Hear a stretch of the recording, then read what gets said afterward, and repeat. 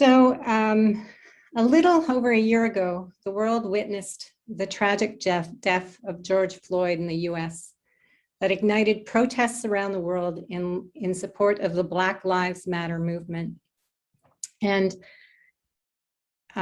compelled all of us to look more closely at ourselves and our racist pasts and history and try to dismantle racism in a way to move forward.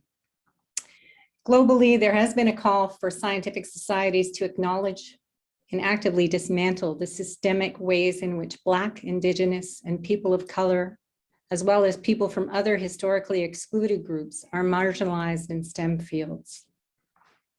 ASLO acknowledges that the scientific community has a history of racial inequality and implicit bias that it must address. Further, our efforts to promote diversity and build inclusivity while core values of ASLO are far from complete.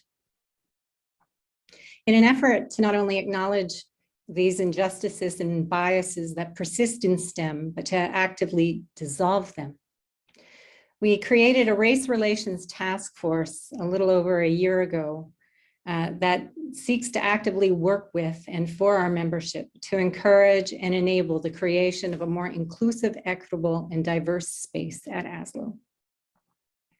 This task force, co-chaired by Camille Gaynus, Amina Pollard, and Kim Wickland, produced a guidance document for the ASLO board to follow to address these issues to create a more welcoming community.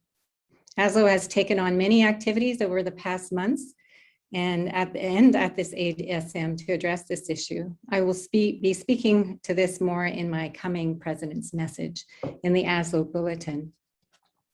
The one activity I'm excited to announce here today is that next week ASLO will be hosting an ongoing diversity, equity, inclusion, and justice forum, where we will host conversations around dismantling racism and addressing inequalities and inequities to foster greater inclusivity and grow diversity. So I invite you to participate in that forum. And I wish to thank Camille Gaynus, Ajit Subramaniam, and Paul Kemp for creating and designing this forum, and Leslie Townsell for hosting its activities.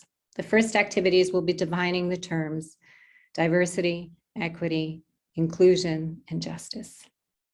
Our ultimate aim as a society is that all members can feel completely welcome and comfortable in such a way that they can flourish by bringing their authentic selves and full creativity to our science. Our organization, as well as our science, would profit from the greater equity and inclusion to unleash the greater creative potential of all, but also in how we engage on a more human level by being more conscious of those injustices. Water belongs to all of us, and understanding and protecting the Earth's fresh waters and oceans needs everyone to feel welcome in participating in this critical work.